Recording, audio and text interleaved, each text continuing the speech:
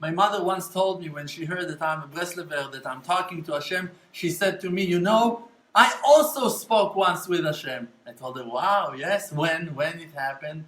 She said, when I was 14, when she was 14 years old, and her father, my grandfather, passed away, so I went out from my house to the backyard and I screamed to Hashem, you took my father! I will never gonna speak to you ever again!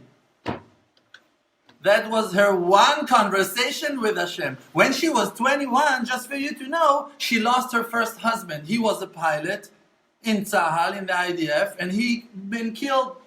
The Egyptians shot his airplane, and he left her a widow with 2 orphans, 2 babies, one 3 years old and one 1.5 years. And that's how she started her life. Okay, so now you're going to judge her on not believing in Hashem? Come on, are you crazy? How can you judge a person that don't believe in Hashem?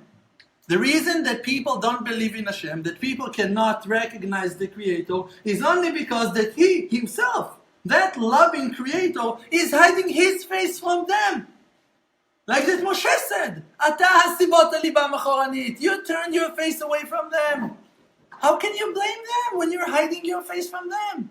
So now, if we are the result of the fact that the Creator Himself decided to hide His face from our ancestors already 2,000 years ago, what can we do about it? How can you judge Him? Maybe you can judge the righteous ones, maybe the leaders of this generation, maybe you can judge them on not shining enough, or not being positive enough, or not being friendly enough, inviting enough. I don't know, maybe. Probably they also have the reasons to be afraid and to be so charedim and terrified and closing themselves. They also grew up in the exile. They were also trying to protect their tribes, their communities from evil inclination, from foreign cultures. Okay, I can also judge them favorably. Those leaders of our generation are not being mekarvim or not inviting.